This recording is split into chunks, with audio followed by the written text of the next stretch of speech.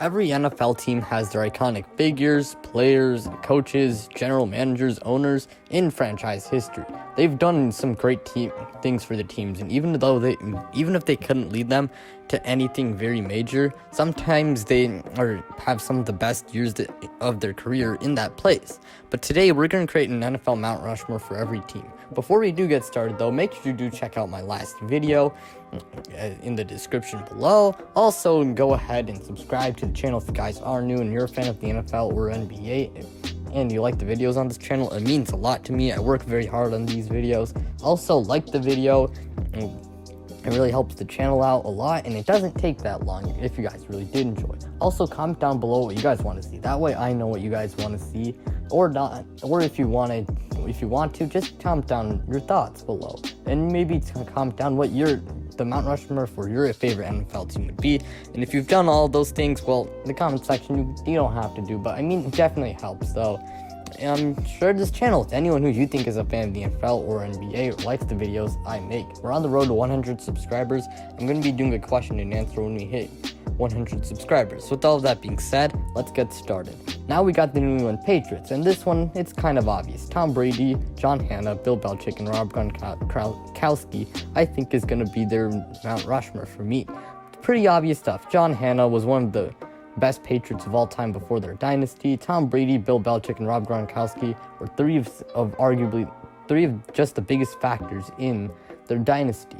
Next up, we got the Buffalo Bills, and this one's actually kind of obvious too, as we take four of arguably their best players from those great 90s teams, and to make their Mount Rushmore be Jim Kelly, Thurman Thomas, Bruce Smith, and Andre Reed. Obviously, some pretty good stuff here. Andre Reed was a terrific wide receiver. Thurman Thomas was also a great running back. Jim Kelly was a good quarterback. And Bruce Smith, he's one of the best pass rushers of all time. Now we got the New York Jets. And this one, I mean, compared to the Bills and Patriots, it's not the best. But hey, Mark Castino, Joe Namath, Curtis Martin, and Don Maynard make their Mount Rushmore. Joe Namath led them to a Super Bowl and is arguably the best player in franchise history for the Jets. Curtis Martin and Don Maynard are arguably really just some of the best players in that franchise's history, and Mark Castino was also very good. This is, I guess, pretty solid to me. Next up, we got the Miami Dolphins, and their Mount Rushmore consists of Dan Marino, Don Shula, Bob Grease, and Larry Zonska. R.I.P. to Don Shula and all the great people that we lost this year. But hey, let's talk about football. Anyways, Dan Marino is arguably their best player in franchise history and is arguably a top 10 quarterback. And Don Shula led them to some great seasons and is easily their best coach in franchise history.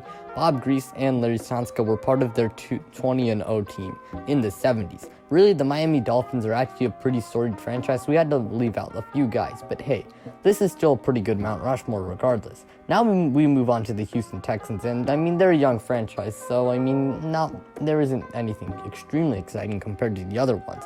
But regardless, their Mount Rushmore consists of Arian Foster, J.J. Watt, Andre Johnson, and DeAndre Hopkins. Pretty alright, I guess, considering their history. J.J. Watt has already made him a name for himself as one of the best pass rushers ever. Arian Foster was a great running back before injuries kind of just killed his career. DeAndre Hopkins blossomed into a superstar in Houston, and Andre Johnson was great in Houston too. Really, some alright stuff. Next up, we got the Tennessee Titans, and theirs consists of Steve McNair, Warren Moon, Earl Campbell, and Bruce Matthews.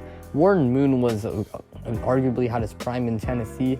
Well, at the time, there was the Houston Oilers.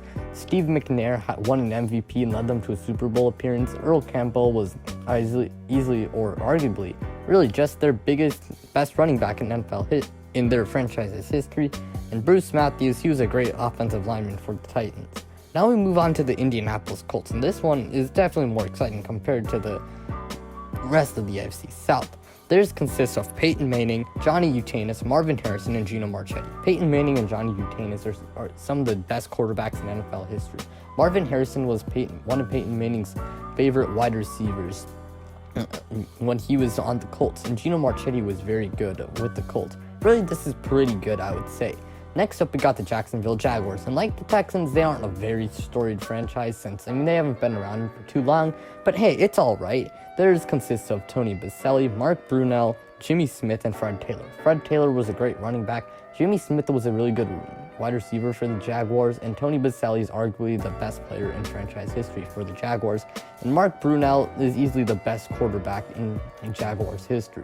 Now we move on to the Kansas City Chiefs, and their Mount Rushmore consists of Len Dawson, Derek Thomas, Tony Gonzalez, and Will Shields. Len Dawson is probably, I'd say, their best quarterback in NFL in the Chiefs history. However, Patrick Mahomes is very close to taking that spot with the pace he's on. He's easily going to take it with the pace he's on, definitely, obvious. Well, yeah, I think you guys know what I mean.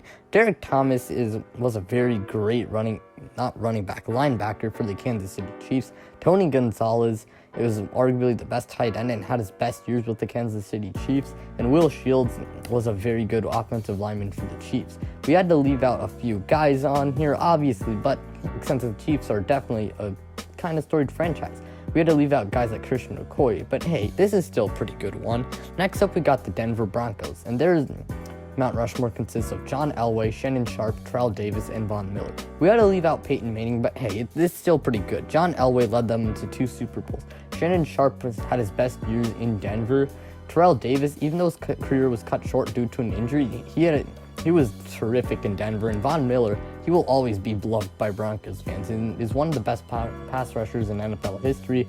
And even though he started to age a little bit, he's still pretty good.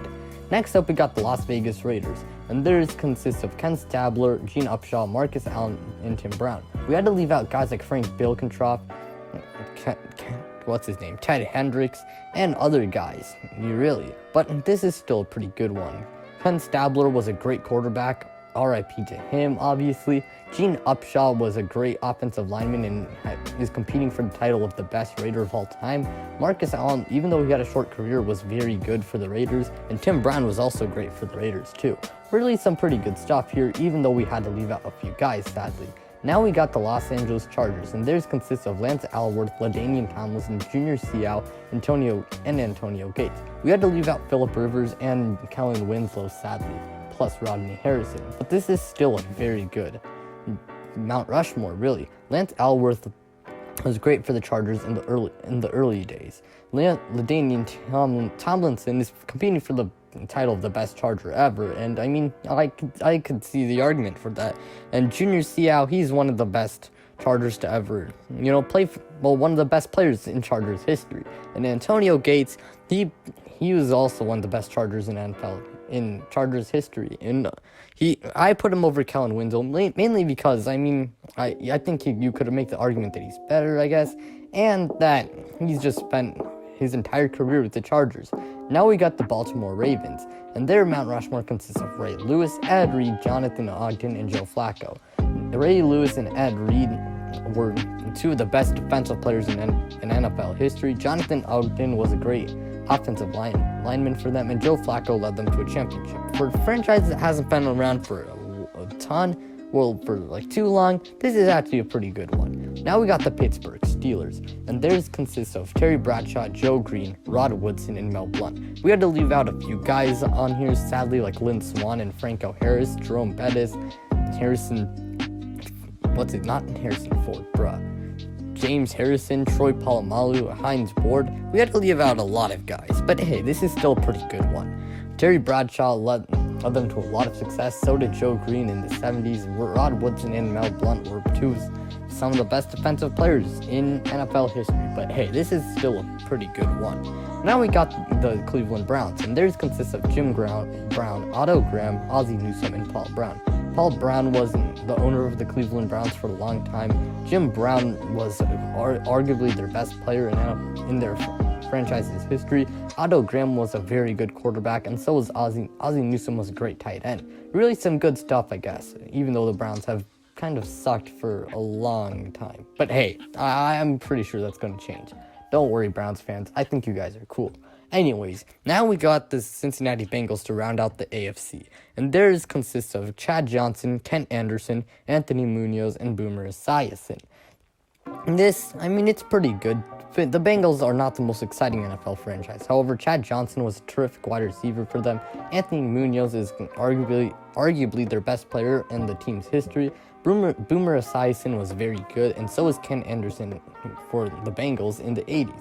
Whatever it is, that's going to wrap it up for today's video. And part 2 is going to be coming out, and that's going to be for the NFC. So I hope you guys really did enjoy. Thank you guys for watching. It means a lot to me. And a final reminder, like the video if you guys did enjoy. Subscribe to the channel if you guys are new, and like the videos on this channel. I mean, obviously, it means a lot to me. And we're on the road to 100 subscribers. So if you want to learn more about me, I'm going to be doing a Q&A at 100 subscribers. Well, click the subscribe button. I mean, then we can get to 100 subscribers. Now you might be thinking, Rahul, I'm already subscribed. What do I do? What else do I have to do? Well, you know what to do. I say this in basically every video. Share the channel with anyone who you think is a fan of the NFL or the NBA. With all that being said, you guys, well, thank you guys for watching.